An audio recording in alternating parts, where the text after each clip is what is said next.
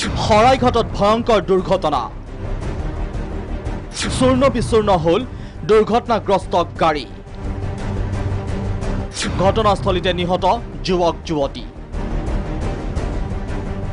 নিখাৰ শৰাইঘাটত সংঘটিত এক ভয়ংকৰ পথ দুৰ্ঘটনাই শোকস্তব্ধ কৰি তুলিছে চিপাঝাৰবাসী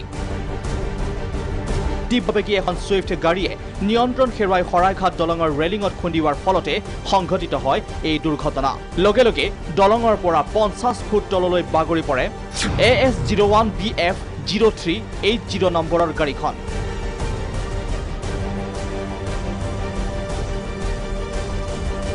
এই ঘটনাৰ ফলত ঠিতাতে প্ৰাণ হেৰুৱাই চিপাঝাৰ মৰুৱা চকীৰ ফখৰুল ইছলাম আৰু ৰুমিজা বেগম নামৰ যুৱক যুৱতী দুগৰাকী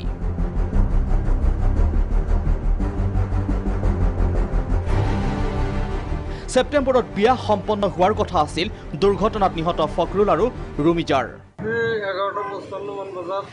আমি এটা আৱাজ পালোঁ মই তলত আছিলোঁ বেলেগত আছিলোঁ আৱাজ পালোঁ আৰু আমাৰ ডিজেল ইয়াত আছিল তেতিয়া গাড়ী এখন মানে ইয়াৰ পৰা যাই পৰিলে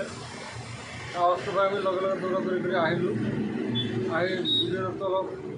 কেইজনমান ওপৰত উঠিল সিহঁতক গম পালে যে তলত আকৌ দৌৰি যে তলত গ'লে যাই মানে এইটো মানে আমি উঠাতে 1 ঘণ্টামান সময় লাগিলে আৰু মোটামুটি দুজনে ঢুকাইছে গাড়ী মানে এনেই খুলিব পৰা নাই দৰজা মানে কাটি কাটি তাৰপিছত মানে কেনেকৈ চাৰা দি উঠাই মানে কি কৰিছে ৰাষ্ট্ৰীয় ঘাইপথত যান বাহনৰ গতিবেগ কমোৱাৰ চৰকাৰী নিৰ্দেশনাক লৈ বিতৰ্ক অব্যাহত থকাৰ সময়তে শৰাইঘাট দলঙত সংঘটিত এই দুৰ্ঘটনাই সচেতন মহলক চিন্তিত কৰি তুলিছে উত্তৰ গুৱাহাটীৰ পৰা নিতুপম মেধিৰ ৰিপৰ্ট প্ৰাগ নিউজ